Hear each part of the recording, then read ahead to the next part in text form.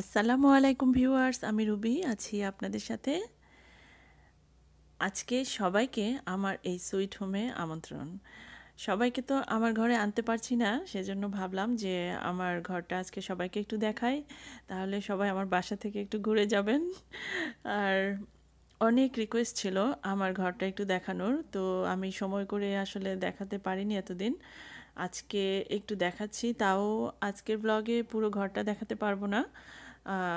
And only kitchen, dining area আর living room যেটা বসার ঘর সেটা দেখাবো। আর ইনশাল্লাহ নেক্সট ডে আমি আমার বাকি রুমগুলো, বেডরুমগুলো, বাথরুম বা অন্যান্য যা কিছু আছে সব কিছু আস্তে আস্তে দেখাবো। আর আপনাদের যদি ভালো লাগে তাহলে অবশ্যই জানাবেন, আর কোনো কোশ্চেন থাকলেও অবশ্যই করবেন কমেন্ট সেকশনে। তো চলুন তাহলে দেখুন, এটা হচ্ছে আমার ডাইনিং এরিয়াটা, ডাইনিং টেবিলটা আর চেয়ারগুলো দেখতে পাচ্ছেন। খুব ছোট আমার ঘরটা, কিন্তু ছিমছাম আর খুব সুন্দর। আমার এখানে খুবই ভালো লাগে আমার ঘরে, বুঝতেই পারছেন একটা শান্তির ঘর। সবারই ঘর হচ্ছে একটা শান্তির ঘর, আর এই শান্তির ঘরটা যদি হয় ছিমছাম, ছোট্ট, খুব সুন্দর, তাহলে তো আর কথাই নেই। আর আমার এখানে নতুন করে মুভ হয়ে আসা হয়েছে প্রায় 2 বছর, সে কারণে ঘরটা এখনও পুরোপুরি সব কিছু গুছিয়ে উঠতে পারিনি। সব কিছুই জিরো থেকে শুরু করেছি, কারণ মিনিসোটায় আমরা যেহেতু নতুন, আর নিউ জার্সিতে আমাদের অনেক পুরানো সংসার ছিল, তো ওখানে সব কিছুই ফেলে দিতে হয়েছে বা কিছু জিনিস রেখে এসেছি, আনতে পারিনি সাথে কিছুই। সে কারণে সব কিছুই নতুন করে করতে হয়েছে, আর তেমন কিছুই করতে পারিনি আপাতত, জাস্ট কোনো রকমে আমরা সব কিছু করে নিয়েছি। যাক, এই হচ্ছে আমার এখনের ঘর। আর আগের ঘরটা সেটা ভাড়া দিয়ে এসেছি আমরা, যদিও সেটা অনেক বড় ছিল, আর এই ছোট বাসায় আমাদের অনেক কষ্ট হচ্ছে। তারপরেও চলে যাচ্ছে আলহামদুলিল্লাহ, অনেক ভালো আছি আর অনেক ভালো লাগছে এখানে, সো কোনো প্রবলেম হচ্ছে না। আর এই যে ডাইনিং এরিয়াটা দেখতে পাচ্ছেন, এখানে আমার ডাইনিং সেটটা আর একটা ডিপ ফ্রিজ রেখেছি, কারণ ডিপ ফ্রিজেও আমি অনেক খাবার দাবার রাখি। আর কিচেনেও একটা ফ্রিজ আছে, সেটাতে সবসময় রেগুলার ইউজের জিনিসগুলো রাখি, আর ডিপ ফ্রিজে রাখি যেগুলো একটু লং টাইম রাখা হবে, যেমন অতিরিক্ত মাছ মাংসগুলো অথবা অতিরিক্ত যে খাবারগুলো থাকে সেগুলো ডিপ ফ্রিজে রেখে। আমি কিন্তু ডিপ ফ্রিজে সবসময় খাবারগুলো প্যাকেট করে রাখি, কোনো কিছুই ওপেন রাখি না। আর সবসময় প্যাকেট করে রাখলে খাবারের গন্ধ ফ্রিজের মধ্যে হয় না, আর ফ্রিজের মধ্যেও খাবারের গন্ধ হয় না। দেখতে পাচ্ছেন সব হোল ফিশ এবং যে মাছ মাংস যাই আছে সব কিছুই কিন্তু প্যাকেটের মধ্যে রাখা। তো এভাবে রাখলে খাবারগুলো অনেক দিন পর্যন্ত ভালো থাকে, আর গন্ধেরও কোনো প্রবলেম হয় না।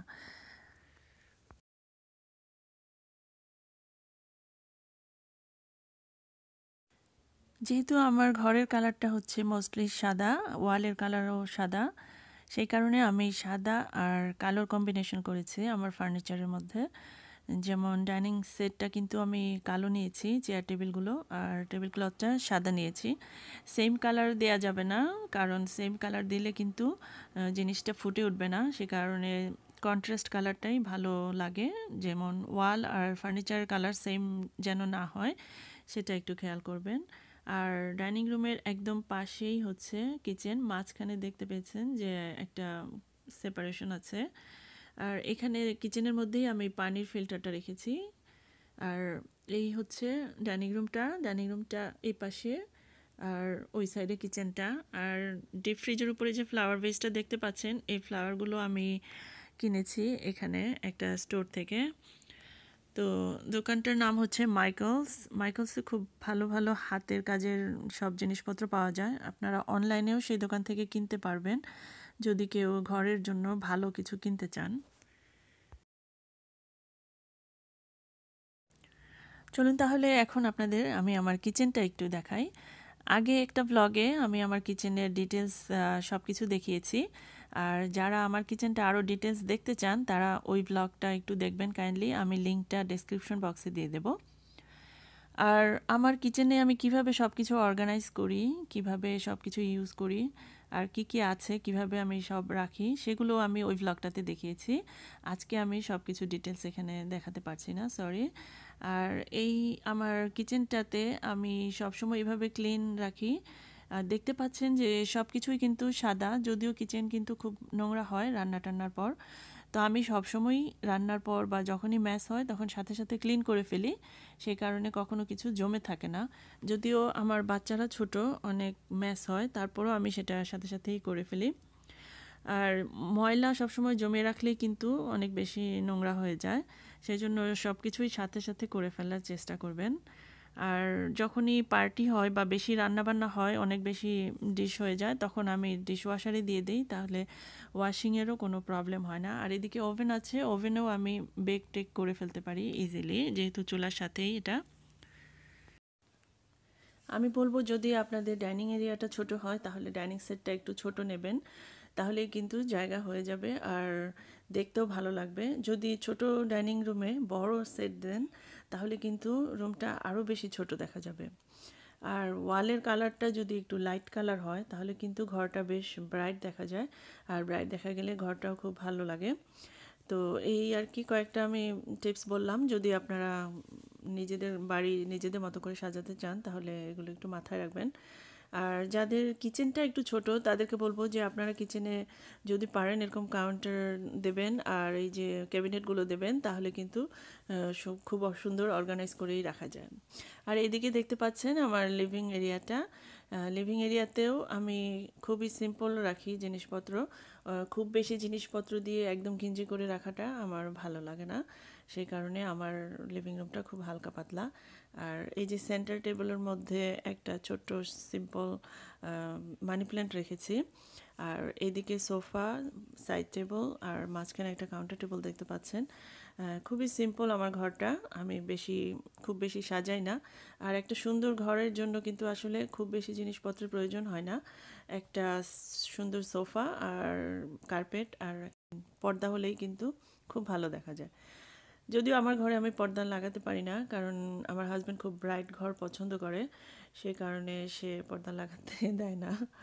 আমার যদিও লাইট কালার পর্দা আছে কিন্তু লাগাতে পারি না। আর আমার লিভিং রুমটাও কিন্তু খুব বেশি বড় না, ছোটোর মধ্যেই। আর এদিকে বাহিরে দেখা যায়, বারান্দাতে যাওয়া যায়, তো দেখতে পাচ্ছেন বাইরে অনেক স্নো, ঠান্ডা। আর এইদিকে সোফার গুলোর মাঝখানে একটা সেন্টার টেবিল দেখতে পাচ্ছেন। এই সেন্টার টেবিলের মধ্যে আমি যে শোপিসটা রেখেছি সেটা আমি নিজেই করেছি। এখানে একটা কাচের পাত্রের মধ্যে একটা আর্টিফিশিয়াল ফ্লাওয়ার দিয়েছি, তার মধ্যে নিচে কিছু পাথর দিয়েছি আর পানি দিয়েছি, তার মধ্যে মানি প্ল্যান্টগুলো রেখে দিয়েছি। তো এটা খুব সিম্পল একটা জিনিস, যেটা আপনারা নিজেরা ঘরেও তৈরি করে ফেলতে পারেন। খুব বেশি দামি কোনো শোপিসের কিন্তু প্রয়োজন নেই। তো এই হচ্ছে লিভিং রুমটা। আশা করি আপনাদের আমার আজকের ব্লগটা অনেক ভালো লাগবে। আর যদি ভালো লাগে তাহলে অবশ্যই আমাকে কমেন্ট করে জানাবেন। আর কারোর কোনো কোশ্চেন থাকলে তাও জানাবেন, জিজ্ঞেস করবেন আমাকে। আমি খুবই খুশি হব আপনাদের কমেন্ট পেলে। আর যদি ভালো লাগে আর আমার চ্যানেলটি এখনও সাবস্ক্রাইব না করে থাকেন তাহলে প্লিজ সাবস্ক্রাইব করে ফেলবেন। আর যারা অলরেডি সাবস্ক্রাইব করে ফেলেছেন তাদেরকে অসংখ্য অসংখ্য ধন্যবাদ। আজ আমি এখানেই শেষ করব। সবাই ভালো থাকবেন। আল্লাহ হাফেজ।